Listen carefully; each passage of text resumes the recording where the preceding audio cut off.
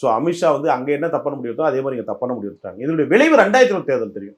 2020 தேர்தலில் சட்டமன்ற தேர்தலில் பாஜக ஒரு சில பேர் சொல்றாங்க சிறிது பாதிக்கப்படல, பெருசா பாதிக்கப்படும். ஏன்னா 11.27% நான் வேலை செஞ்சிருக்கேன். நான் உங்களை டேட்டாஸோட சொல்றதுன்னா பெரிய பாதிப்பு பாஜக உண்டு.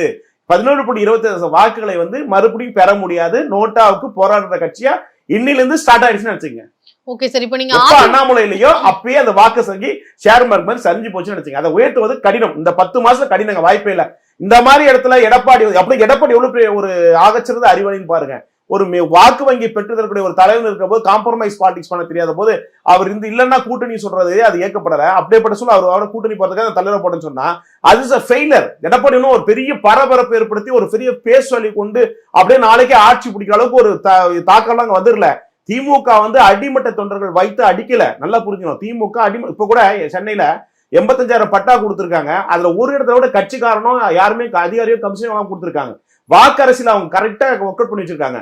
ஆனா இவங்க வாக்கு அரசியல தவறிட்டாங்க. திமுக எதிர்கட்சியா இருந்த போது அரசுக்கு எதிர்ப்பா செஞ்ச மாதிரி எடப்பாடி செய்யல, கவர்ச்சி போயிடுச்சு.